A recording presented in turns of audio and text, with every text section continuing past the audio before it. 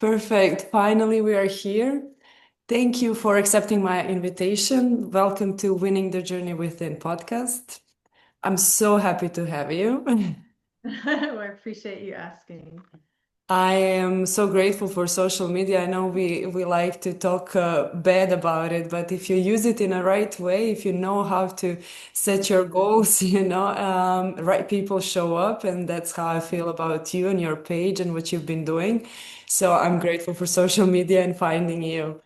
Thank you. Um, I also started researching you right when I found you, and I clicked on your website, obviously, and there was this sentence you wrote, and it was the first thing I read, and it just related so much to what I'm doing. So I'm going to read it right now, and I'm going to ask you about it. Okay. You said being an athlete had become my identity in more ways than I knew. Without my title of athlete, I struggled for over a year. No matter what I did, I still felt broken and lost. I eventually heard a talk about the importance of mental health and how it is just as important as physical health. I sought out a therapist, which led to my healing and my discovery of life coaching. And this is what I exactly start with my all episodes. I ask, especially athletes, first thing I asked is, who are you without your sport? I love that. Because I want to set an importance of building our identity away from our sport and away from what we've told ourselves and what's been told to us throughout all Mhm. of our lives since we were little. So, can you tell me a little bit about your road? Yeah, so yeah, that's kind of was a pivotal point that brought me to where I am. So I was, a college athlete. I ran cross country, which funny thing is I used to hate running long distance before. When I got to college, they didn't have as many other options. I would prefer sprints any day. Um, but it was interesting. I'm a twin. When my twin and I both, grew up doing sports, and we thought, let's just kind of try out when we found out about tryouts. It wasn't this, hey, we're bringing you to college for your sport. But we had a great experience. We cross country, and it became our identity. You get a lot of attention as a college athlete, and you're kind of put on this pedestal, and people look at you in the community and they recognize you, and it becomes this title that you really enjoy and you want to expand on. And that competitiveness is something that you take with you after you've graduated and retired, right? And there's so many great qualities to it. And so it's easy just to see all of that and remember the limelight, not in this way of a has been, but continue to take the principles that you learn from being, an elite athlete.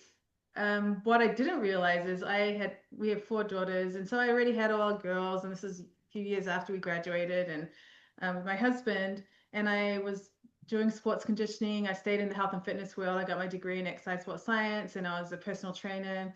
And so I loved being in that world still, and I would push myself still with that athlete drive and mentality. It's always competition. I would compete against women who looked like the most fit in the gym. Like they didn't know, but it was this mental thing that I had going on. And I would even look at if they're running, I would look at what their numbers were.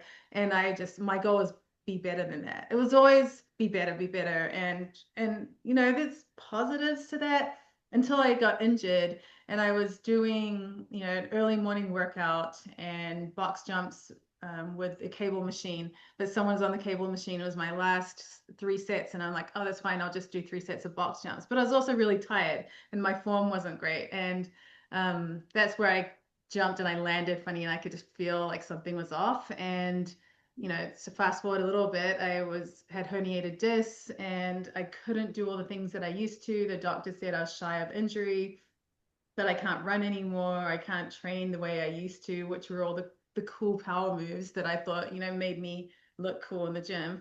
And so I had to reset and reframe. And that was when I realized how much of an identity I was still putting in that title of athlete, even as a mom, as a child of God, as a wife, and all the other things that I had told myself I was.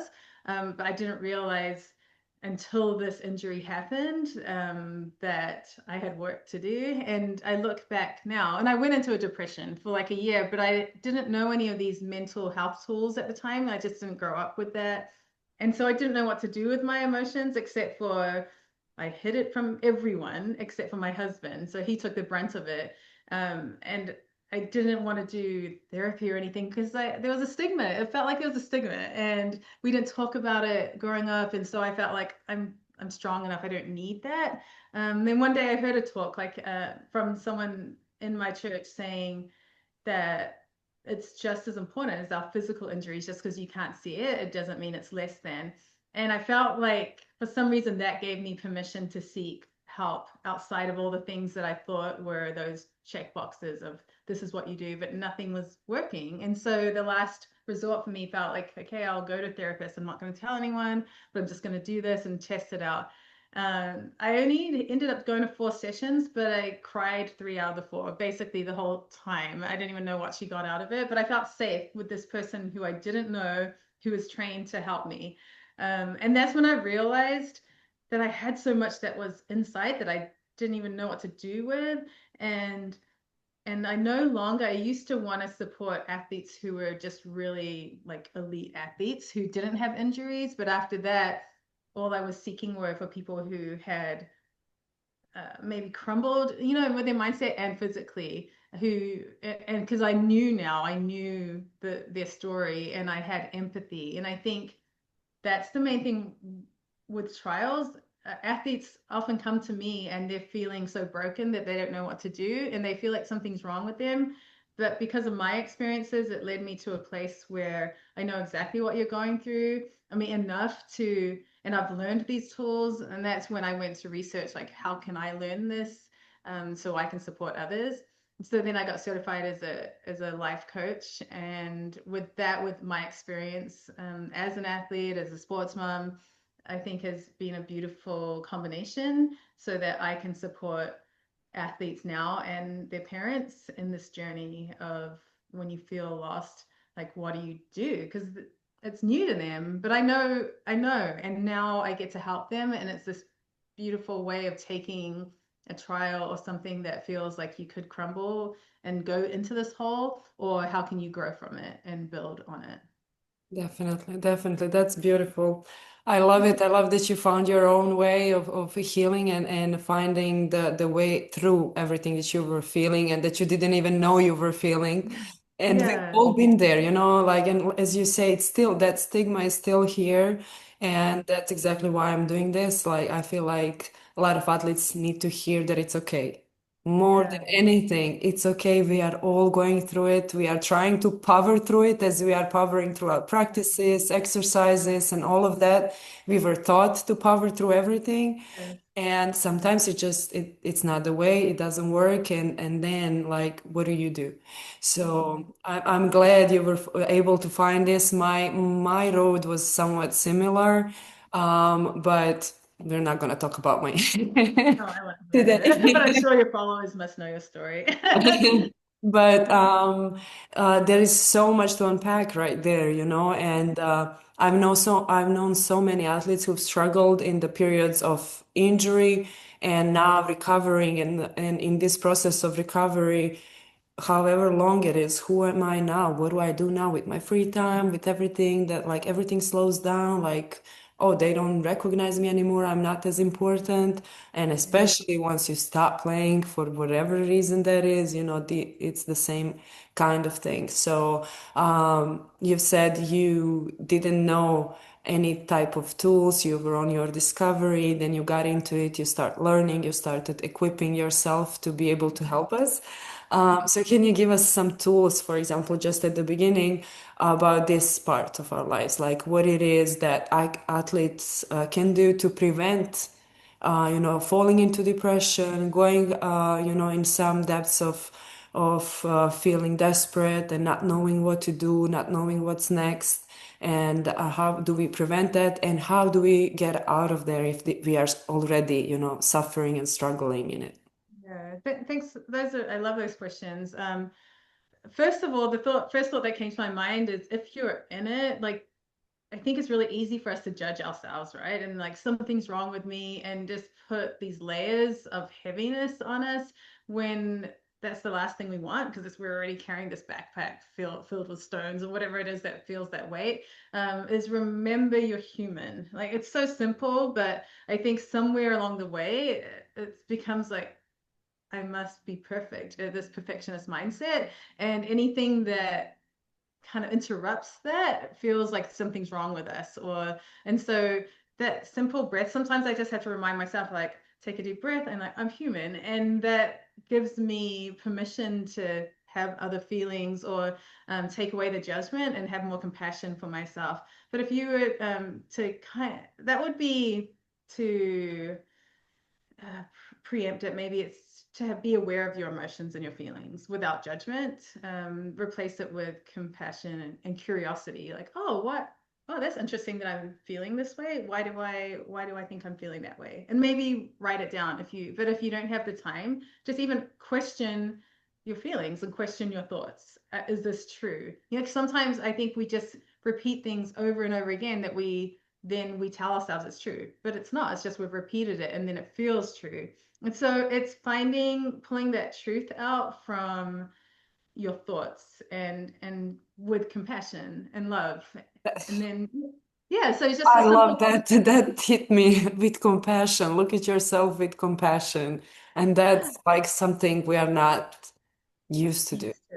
Yeah, because it's always like just get to the stats, power through and be tough. I know my daughter had a coach, D1 coach before that he said if anyone cries on the court, then get out of my court. And he's changed since then because I think culture is slowly kind of like, well, maybe this kind of coaching isn't what's going to give you the best results long term. And but I just remember I've heard so many stories, right? And so for athletes, that's kind of what they're used to, and that's the culture we hear about. And so it feels really like another learning a new language, which it kind of is, to give yourself that compassion, even if you're not receiving it from others, because we can't control other people, but we can control ourselves, and that can be really empowering to do the mental reps with thoughts and feelings that actually serve you versus just taking in what everyone else says if it doesn't serve you and making that your truth. Mm. This is another layer that you just touched on, and it's like just that, like finding your self-worth Mhm. outside of your performance, outside of what the stats say, outside what other people say, your coaches, whoever it is. Like, yes, their opinions are important, but they are not the most important voice we should hear and we should, dwell on. At least that's what I'm thinking. That's what I'm leading myself with. But what can you tell me about finding your self-worth as an athlete?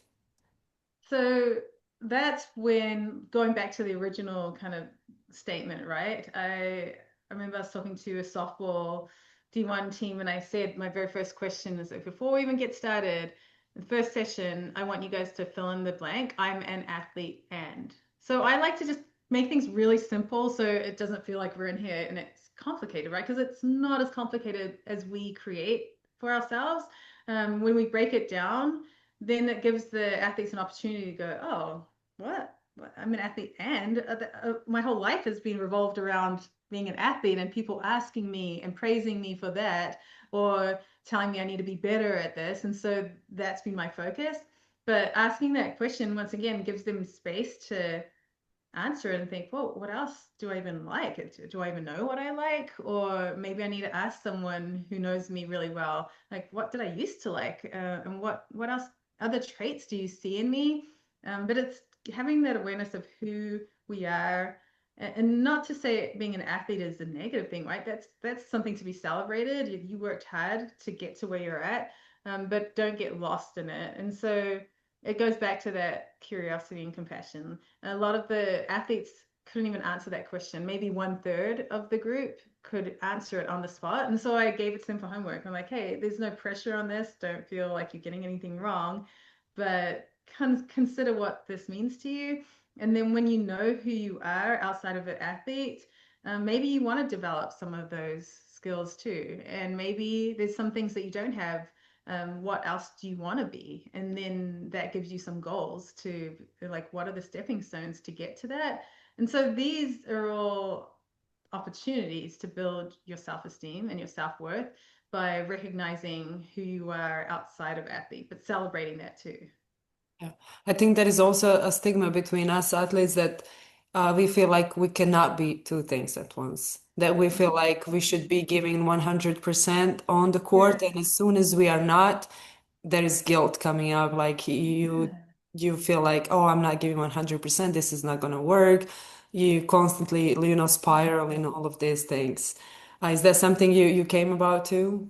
Yeah, no, that's so true. I did this post on, five things that recognize that you can recognize that could be cause of burnout, and that's feeling guilty when you rest, or there are certain things, and I bet, and there were so many people that related to it, and they didn't see space for anything outside of it because of that commitment. Like, this is what an elite athlete does. This is our focus. This is our job. This is the scholarship, or whatever the end of that sentence is. But from coaching elite athletes and creating space to be more, they have performed better. Their performance has increased, and their joy has increased, and the option for burnout has decreased. And because I think that may be some cultural, thought belief that's not serving us, that as an athlete, that means I have to put 100%. But what if you expanded who you are? It's almost like you're putting yourself in a box, and you're the one that's dictating that, or maybe culture has created that, but we forget that we also have the the option to expand. There's so much more to you, like celebrate being an athlete and fill in that blank. Yeah. Like you said, question it. Yeah. Yeah, question it and see what else fills in there and do it with compassion and not from the guilt. Yeah. And maybe some good answers come Yeah. out for sure. Yeah. And how has this been for you as a mom, having, you said four daughters and all four of them are athletes, right? Yeah. Yeah. How have you been able to, steer them right and like, show them how it should be, or what is something that you would, I know you're working with a lot of moms, but what is something that you use to help your daughters find their self-worth outside of their sport? And I know like even after their sport, they're building very nice lives for themselves, and that's amazing to see.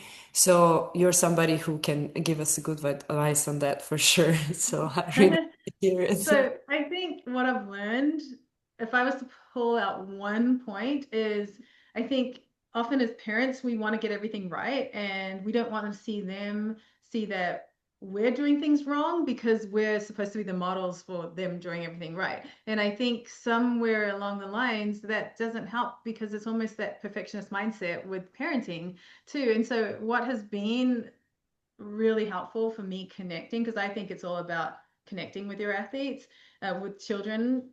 I don't always want to say athletes because then it's like you're an athlete, but with your children, is being vulnerable as a parent and sharing experiences where you've struggled, and then it allows them to feel like, whoa, my parents struggle too, so they're not always like, you should do this, you should do this, you're not living up to the goals, how are your grades, and all that kind of stuff, and they don't just see you as someone who's maybe expecting perfection, even though that may not be the intent, but it can come out that way. From when I have coached athletes that have sometimes felt pressure from their parents to perform best because they don't want to disappoint them, or they know the sacrifice they've put into it.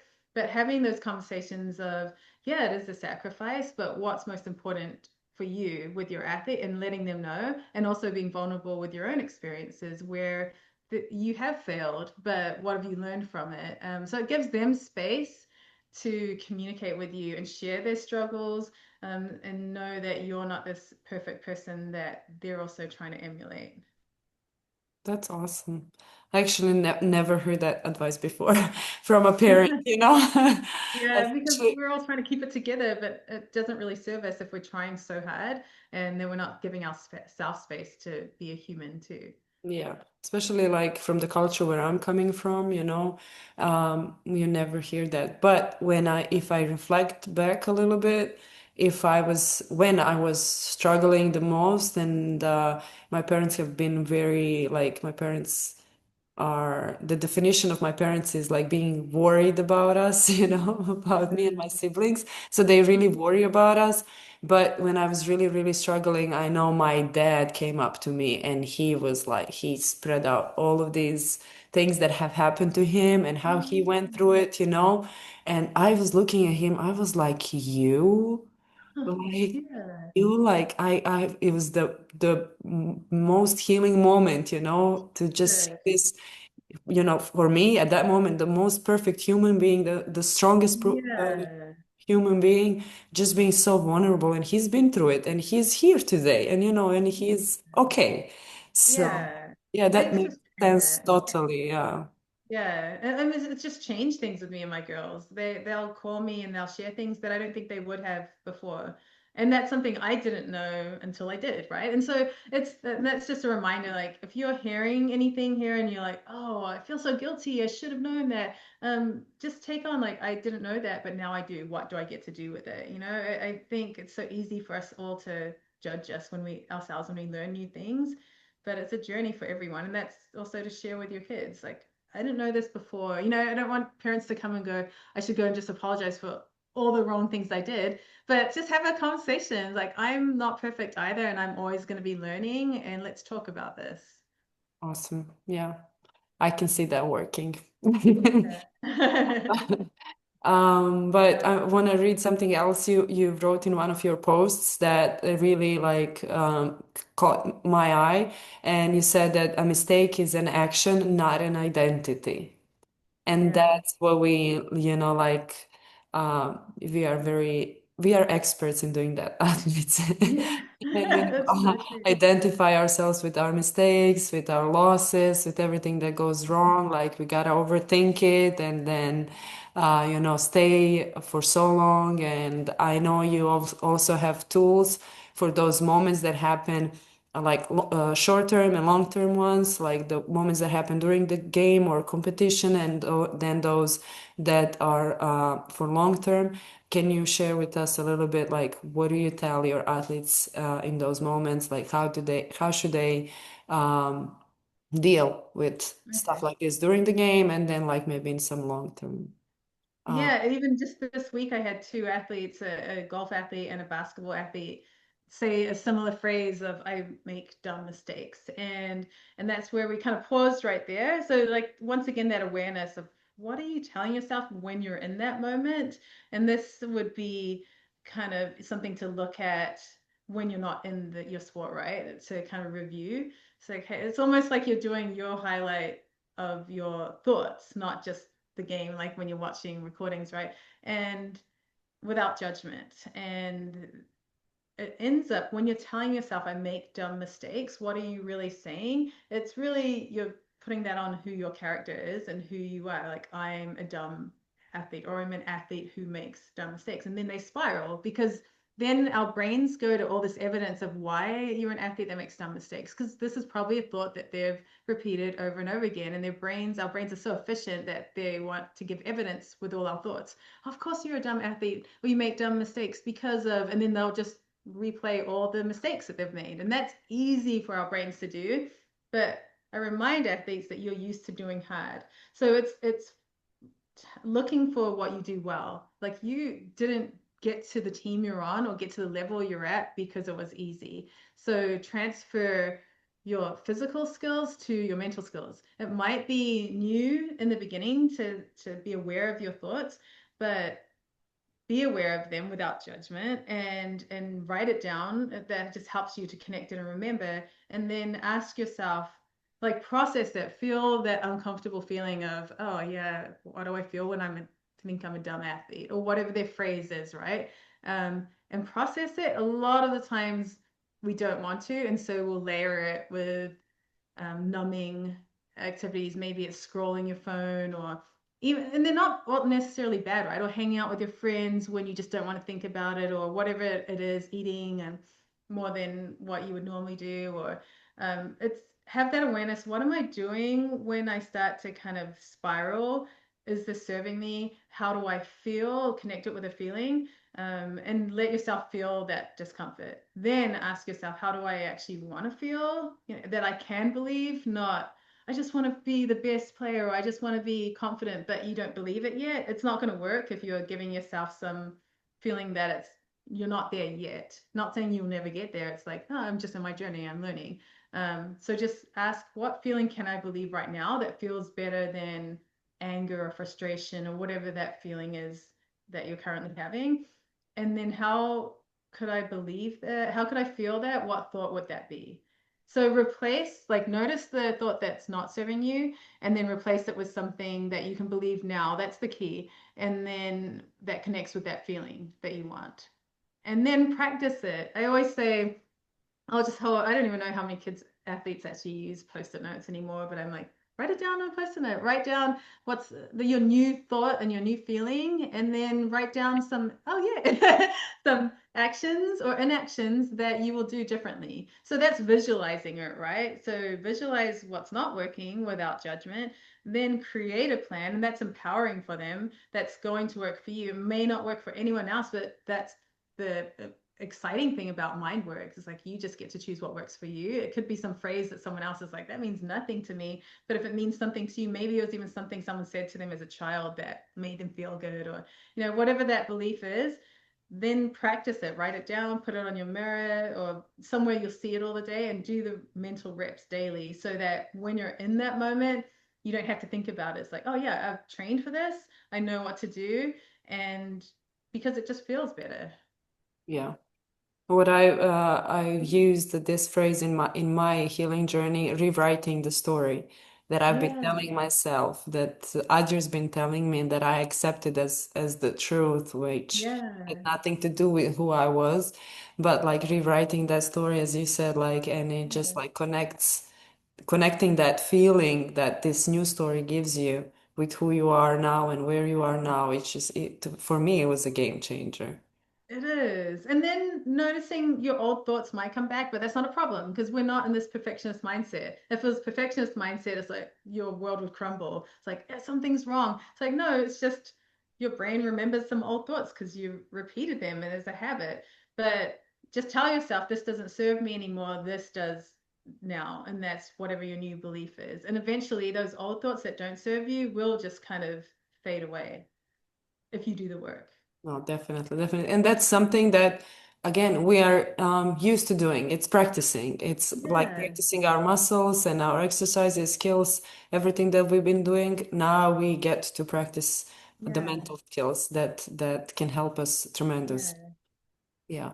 Yeah, and another thing that you've mentioned in your posts that I again saved and wanted to talk to you about is a sentence you said that confidence isn't born, it's trained.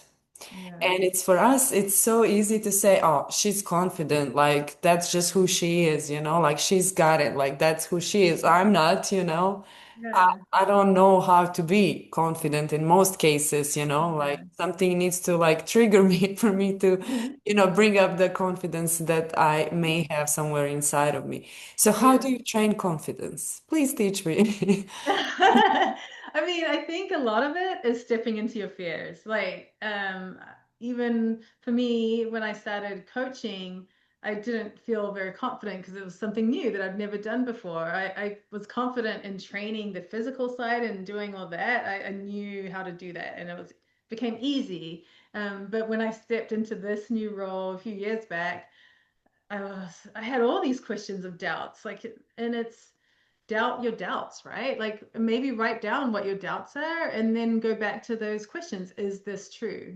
Like eventually you'll create these key questions in your mind to kind of have a rebuttal to when your doubts come up.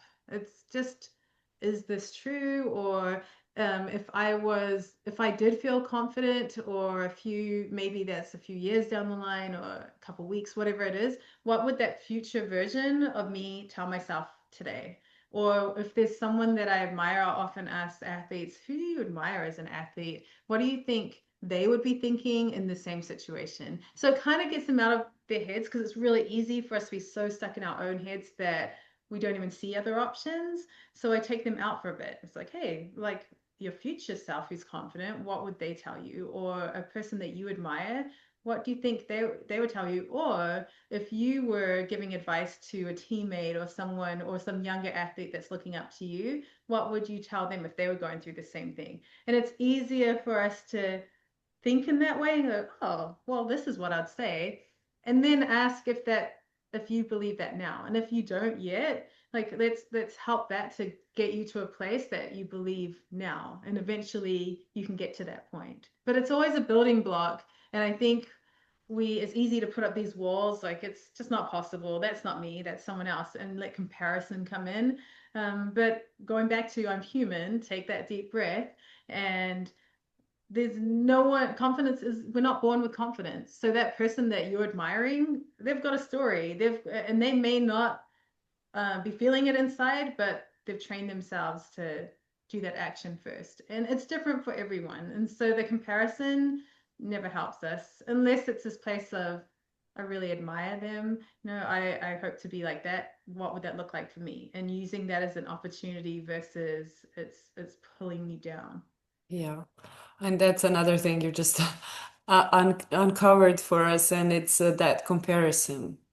It's what we also do and what you have to do. Like at the end of the day, you're gonna get picked or not because somebody else is better or not. Like how do you manage this kind of thoughts and stay in your lane and not go too deep into it, and just how do you manage it in a healthy type of way, if that's a I would, no, you can. I would say, and this sounds like the opposite of what people would normally go to, but can have compassion for even that person that maybe it's that who has higher stats for you, or that person that you're comparing, because it kind of humanizes them and it puts you in a place where you're not like feeling like you're less than, but maybe you're the same because you're both humans, right? And so, what would compassion look like for that person? Because no one knows what their life looks like behind closed doors. I coach an athlete today that was kind of struggling with, not sorry, not today, this week, with some comparison and then not feeling like an outsider. And he hadn't, he put himself in this place where he just felt so small. And it's easy to do that with comparison. But ways to remember your worth and raise yourself up is like what we don't know their story, they could be struggling too, and it just and all you're seeing is their stats, right? And so if that builds a place of comparison and compassion, then choose that angle. But of course ultimately it's compassion for yourself, but knowing that no one's perfect, because sometimes when comparison comes we put them on this pedestal of perfection, but they're not. And so that just kind of maybe even like levels things out a little bit where you can start, yeah, to build Definitely. that I've never heard this before. I've never had anyone tell me that before. And it makes so much sense because like humanizing them and whatever they have going on, it just helps you see, like they're human. They yeah. may be going good right now. They may be doing really great in this area of their life. Like I don't know what's going on over there. And I think it's easy for me to say that and come from that angle because I coach those athletes that other people would be comparing themselves to. Mm. And they are doing amazing, from the outside, but no one knows that they're struggling too. And so it's like we're all going through something. Yeah, that's actually really beautiful and a great angle. Something I'm definitely going to use. Yeah, yeah, just take it. Yeah. Yeah. And to go a little bit into faith and what you have been showing us on your social media through your platform is how can we stay anchored in Christ and in our faith and use God's word to build on who we are and discover who we are in Him and build on that and seek guidance from Him rather than other people or circumstances that may arise.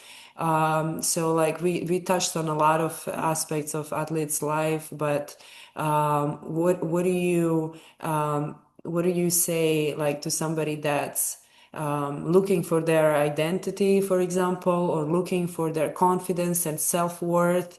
And I found that in Christ, and I know how liberating that is, first of all, but how do you bring people to that? Well, I think it gets to a point where, and I don't want to speak for other people, but I feel like with athletes that I have coached, or one that had come unto Christ recently just before we started coaching. So I knew she came from a place, I think it can feel like you're just in motion and you're doing the things, but it can also feel a little empty. And if you're wondering, like, but I'm doing all the things, I'm hitting my nutrition and getting my, physical reps, and I'm doing what my coach wants me to do. I'm getting enough sleep. I'm trying to keep that social part in my life too. Maybe read a book here or there. But I'm still feeling a little flat. Like, what's missing?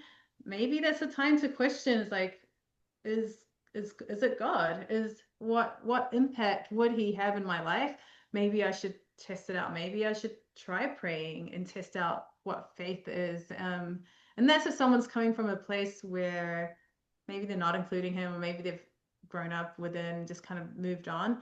I've just coached enough athletes that it's not like you're living bad or anything, right? It's just it feels a little flat. And then they start to question, well, maybe I should try this out. Maybe I'll have a prayer, or maybe I'll ask him for help in what my desires are and what my goals are. What would that look like? And it's not something that's like, you have to do all this, you have to memorize your favorite scripture, tell me that, all those things. Everything's small and simple steps, right? That's how God wants it to be. He's not expecting us. He loves us as we are. And I think the most important thing is his love is so unconditional. And so you can come to him wherever you're at, and he's not going to judge you. And that's something that these are traits that we are all hoping and striving to develop for ourselves. But I know that no matter what stage of life I'm in, I can just turn to him, and I don't have to have this perfect scenario. I don't have to be kneeling on my bed. I can be driving. I can, be in the shower. I can be wherever, and he's there. And so, and as an athlete, you can be competing and you can call on him. I've had an athlete that she was struggling with her coach. She just felt like she wasn't being supported. And she has high goals, and she just eventually, like, we incorporated him. He's always been a part of her life, but she pulled on him more than she was used to. And in her faith, she's had miracles in her sport. She's PR'd more than what she even thought. And it's once she started including him, I just think, why not try it, right? If you are driven and you have all these strategies, he's kind of that foundation and that ultimate, coach that wants you to succeed. He cares about what you care about. And sometimes athletes like be like, well, he cares about my game, or he does. He cares about the little things. And if we just test it out, like, it can't hurt, right? And nothing's changing from where you're at already. And if most athletes are very driven, so why not include him and say, like, what miracles can I see today? Look for them. Don't include him and think. I mean, there's faith is part of it, right? Like, God, I'm asking for your help. And then look and take action. Action's easy, I think, for athletes because they already know how to do that. But faith is also part of that mindset. And so it's a muscle to be developed. But they know how to develop muscles. It's just a different concept, a different way to do what they've already done for so long. Yeah. And a concept that's not easy for athletes is asking for help. Yes. Yeah. Good. Yeah. Yeah, that's maybe the missing part. But yeah. Yeah. I'm glad you said that. But I think sometimes when it almost feels like you don't have to tell anyone else you're doing it. If that helps, when it's like, it's not easy for me to ask for help, like, pray, just no one else is hearing your prayer, and try it, test it out, and see if asking for help actually works. because I can't, I can't tell you it's going to work. Everyone has to learn this for themselves, that journey with God. That's your own journey. We can share our stories and I can share all these athlete stories, but ultimately it comes down to the individual and what they want out of life. And if they want to feel a deeper joy, I can say I have, and it's changed. Even the small things in my life give me more joy. It doesn't have to be grand, but they all add up and they build onto whatever your goal is. Everything connects. That's beautiful. But I just had the revelation. And I I want want to hear to share it it. because I just like you were saying how we need to like how we should invite him into our, practices, and maybe we have him like maybe we have certain type of relationship with him, but we don't necessarily invite him into our practices, games, into that Yeah. part of our life. And I'm thinking like, okay, what I've been doing, I've been struggling lately. And what I started doing was I just invite him to go before me, go into the gym before me, I make love the it. atmosphere conducive for I love everything it. that needs to happen, Yeah. and have that little prayer every day. And what just got to me was that my favorite scripture is Jeremiah 1:5. Before I knew you before I formed you, I knew you. I And love that's just to me, like it just goes back because like even back then, like he has made me, he has made the circumstances before, he brought me here, like he envisioned all of that. So he prepared it and he's sending me there. And now I'm like, okay, he's preparing that for me, like he's gonna make it good. I'm just gonna step into it with him.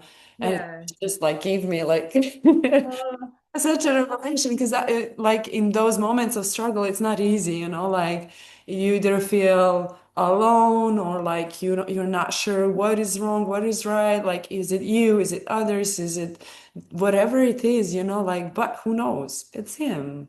Let's yeah. let's And send I him love there that. and he's gonna. Well, I love it because he's perfect, right? We're not, but he is. And so that's beautiful. And he knows our story perfectly, even though we don't. And so I was talking with another athlete this weekend. He was struggling, and I said, those times when it feels like you're alone and your plan didn't go to where you wanted it to be, and you're questioning things that you didn't think you would have to question at this time of your life. God, it reminds me of this poem, which I can something about the footsteps in the sand, right? Or some things like when we're struggling, like, where are you, God? Or like, why do I feel this way?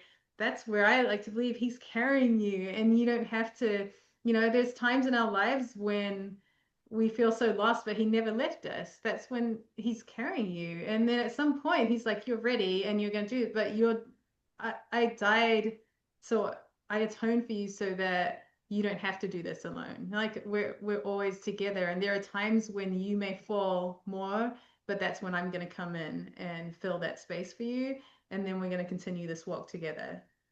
Mm, beautiful. I actually know which poem you're talking about. Yeah, And I love that. I love that analogy. Yeah. yeah, But like now you're gonna be my therapist a little yeah. bit. I'm all in. Let's do it. Yeah. Because like now I have to say that I've been struggling and I've been talking to other athletes about this, the athletes that are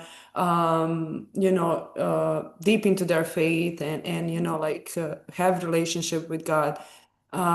It's hard for me to distinguish how to be humble and yet be confident, and how to like stay that person that he wants me to be for others, but then take my own space.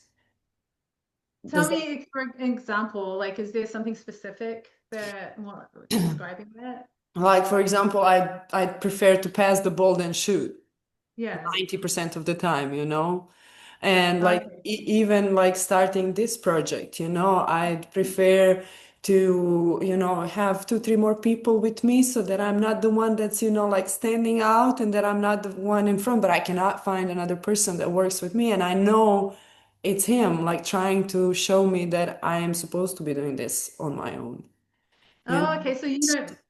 Okay, so I've coached athletes who've done that. And my daughter was actually one of them, you know, like where I remember she with volleyball, right? She'd kill it and she never celebrated herself because she didn't want to look like she was vain or, you know, and so I said to her, I said, and then she started pointing to the setter, like who set her up, right? And so she found a way to celebrate where it didn't feel like she was being vain.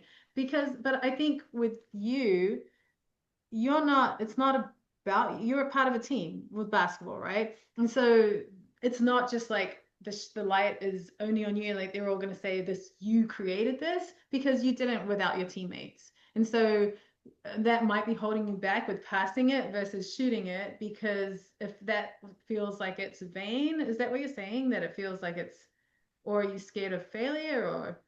No, I think generally I'm scared of standing out.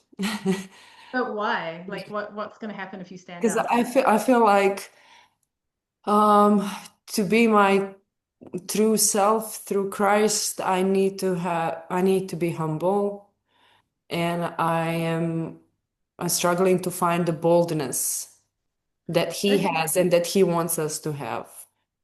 So it's almost like you humble is the opposite of bold to you. So you can't be bold because then that means that you're not a true follower of Christ. I'm trying to Yes. understand that. And but do you think that there can you think of anyone who you feel is a true follower of Christ who is also letting themselves be seen? Yes. My And best don't you friend. think, and Yeah. don't you think to be in this platform that you're in, that maybe this is a gift that, and what are you going to do with it? Is this a calling?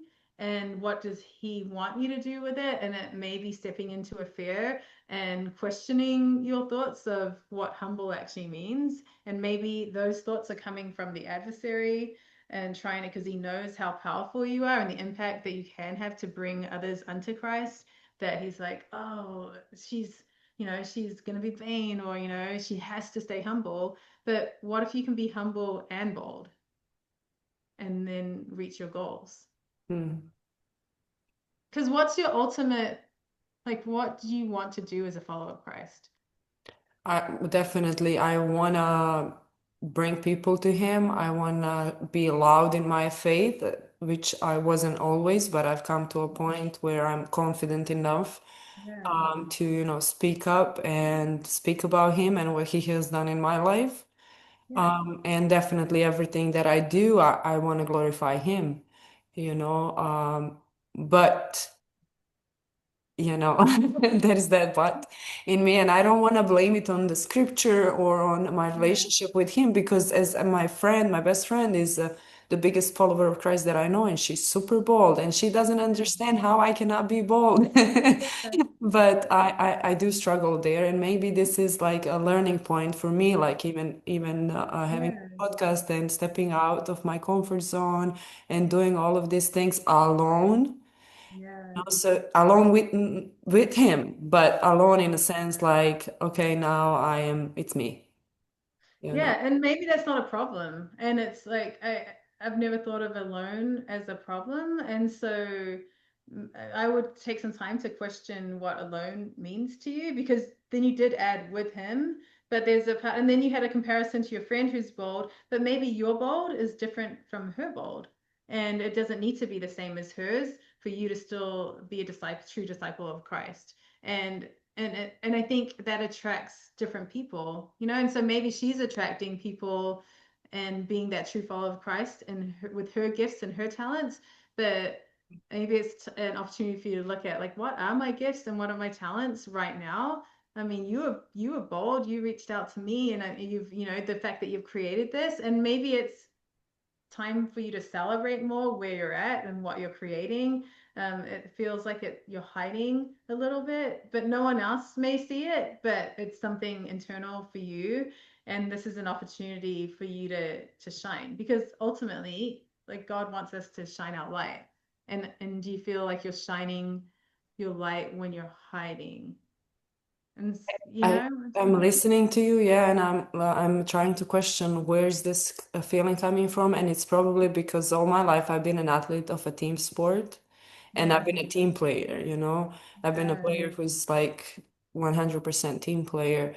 And then like doing something on my own, I feel like I should, share the credit with somebody, you know. Oh, I love that. I mean, I love your insight of it, of how it feels that way. But Yeah. you're sharing it. What if your team was all the people that are listening, and this is you sharing it with them versus, and so you're not really alone. I mean, you're using your light, and your team is everyone who you don't even see some of them. That's the difference. You just don't see them literally right next to you all the time, but your team is expanding and it's continuing to expand. So you're creating something so much bigger. You're not alone. You're gathering your team. Wow. That was really good. That is So actually, I think, funny. what I needed to hear. Yeah, Yeah. because that's why I'm doing this. Yeah. For these people that are going to hear that, like first of all, why I have the audience of athletes mostly is because I want to show that we are humans too and we feel, and I want them to feel comfortable to ask for help and see that most of us are dealing with the same stuff, and it's Yeah. okay. Yeah. So that's the reason why. And then you're right, they are my team. Yeah, it's just not what you're used to. Like you're expanding and I think it's so beautiful. You may not see them all, but then you can get in those conversations. I mean, you can call on them and invite them like you are, and you might have some of those maybe DMs or whatever it is, or however you choose to connect with them, or how you feel called to connect with them. But you're also in this discovery mode, and it may always be that way. I feel like mine is always like that. I'll think of something, I try to think of what I feel impressed with ideas to create and I imagine the people who. And I don't know, maybe that's something that you haven't done or you want to do, like get clear on who your people are and imagine that they're waiting to hear what you have to say, coming from specifically you and your experiences and your personality and your characteristics that are going to draw them to you versus some other Christian, coach that's out there.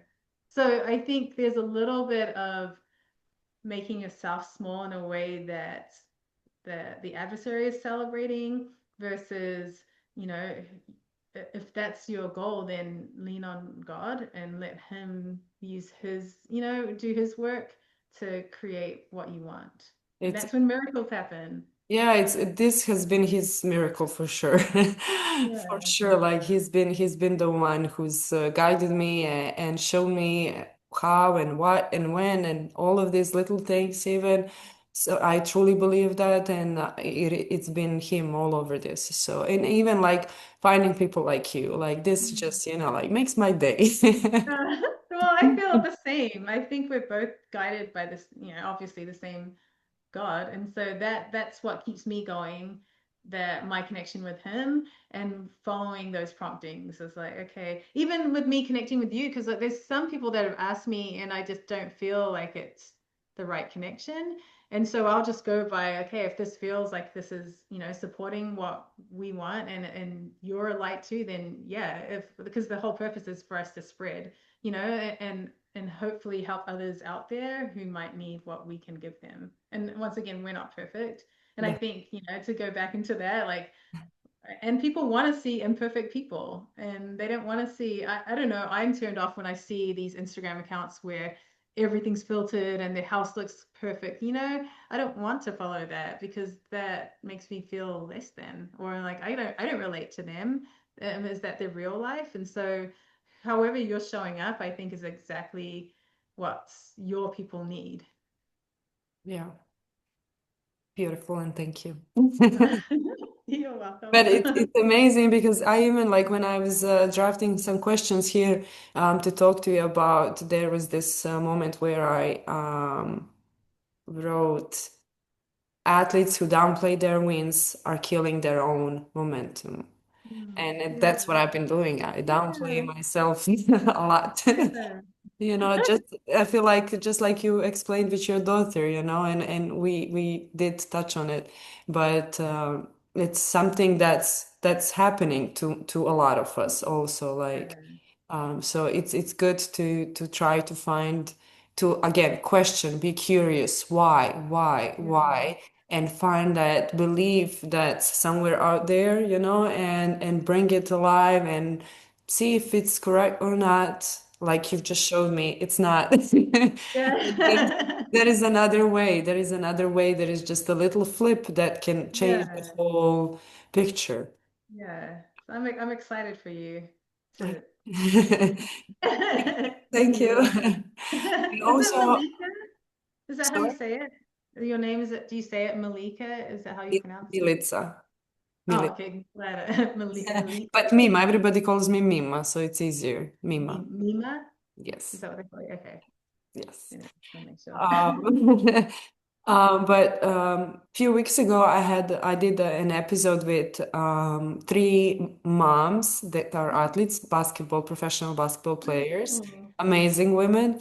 One of them has a 4-year-old son, and the other two have little babies. oh, And they shared their journey and how it has been, like throughout the pregnancy and coming back to the court. They are all playing on a very high level, which is amazing. yeah. And you've been leading a lot of moms, and you had these courses and probably individual sessions with them. And you are a mom of athletes, so you are very experienced in this area too. And I just want to like touch on a few things that I've seen that are, happening a lot or that are very important to talk about. And in my culture and in a lot of cultures around here, parents try to live out their dreams through their children. Yeah. And sometimes, no, all of the times, that is very hard on children. Have you had these cases? Can you tell me how do you talk to these kids, or how do you talk to these parents? Is there a way to like a little bit change the culture, Yeah, change I these? think Yeah, I think a lot of, I'd like to think this at least, that a lot of parents don't actually realize the impact that they're having, and they think that they're serving their athletes by living out maybe opportunities that they missed, but they're like, I'm going to give it all to them. I'm going to pay for all these, privates or whatever it is. Um, that somewhere along the lines, I think they forget to have those continuing conversations with their athletes, like, hey, check-ins, how are you doing? Is this where you want to be still? Are you loving your sport? Or, and look for those signs of maybe burnout, and then and question that. Oh, me time remaining. Maybe. Again. um, yeah, and so question that, but keep tabs on your athlete. Don't just expect because at one point they really wanted that drive and they had it, that's always going to be their dream. I even got caught in that a little bit when my daughter, when she was in D1 volleyball and she decided to walk away when she was getting married. But in my mind, I realized I was more hurt than I needed to be about it because her dream became my dream because I thought it was our dream. So I think separating it, because at some point it may not be their dream anymore. And so question like what you want out of your parenting and what you want your relationship to be. And is this actually becoming this groove that's separating you, or like their dreams may change, and so check in with what their dreams are and check in with what yours are and what your intentions are, without, I'm sure most parents aren't intending to be like, this is my life. And if they are, step back, because they're going to leave one day and you're going to have to be creating your dream as a parent too. So don't make your dream their dream, because it's not healthy for anyone. Yeah, I hope that works. Yeah. I hope a lot of us can implement that and try to make it easier on kids, like so they are able to enjoy, because that is for most cases why we start playing, because we love something, and Yeah. let's enjoy it And as the most we can, as long as we can. Yeah, and just to add, like the parents can ask their athletes, like, what do you want from me? And it's almost like an interview on both sides, it's just like, let's have that one-on-one. And how am I doing? How can I support you? And how is it going for you? Just checking in, and then having those real talks with them, and maybe sharing a struggle that you've had as a parent so that they feel more comfortable and vulnerable to share with you. Yeah, that's that part that really worked for Yeah. me. Yeah. Um, yeah, I guess I told you. The name of my podcast is Winning the Journey Within. And normally I ask all of my guests at the end of our conversation, what is that for you? What do you think when we say winning the journey within? To me, and it has probably changed. You know, if you asked me this a long time ago, I would have said something else. But now I would say it's my journey. Winning it is staying aligned with God.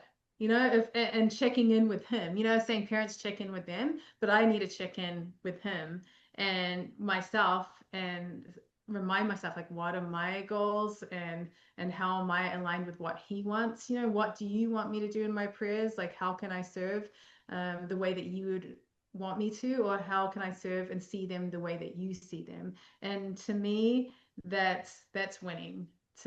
And that's where I find my joy, by stepping outside of the worldly expectations sometimes, which can just, you know, confuse us, and realigning with Him, and then going and taking action with where I feel called. And it may look a little bit different every day, but that's the whole thing. We're not going for perfection. To me, it's realigning with Him each day and then living my life in the best I can to do that. Beautiful. I love that. I love that. And I feel like that's the only way that we can do this life right. Yeah. It's aligning with the purpose that he has for us.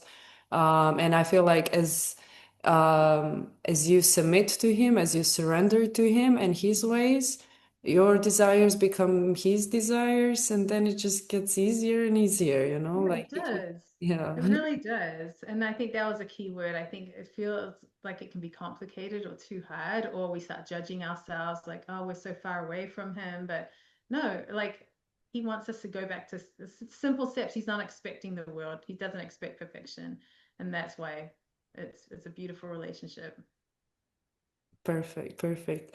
Thank you so much. I feel like we could talk for like 3 hours. Yeah, that was so fun. It was so nice to Yeah. meet you. Yeah. Yeah, we could repeat this. And I do have Bible studies with some of the athletes. If you are willing, this is like an open invitation.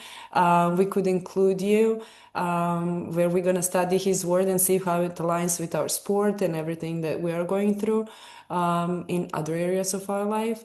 And I've mentioned you to some of them, and they are very excited about that already.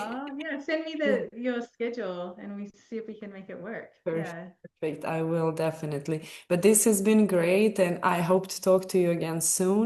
Yeah, And I so wish nice to you meet you. wish you best of luck with everything that you're doing, and and I know you will have it as long as you are aligned with him, and he Thank you. will make sure that everything goes perfectly well.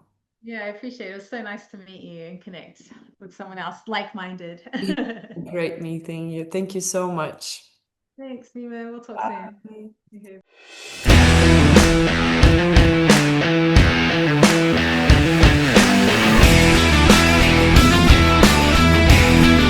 Jovanović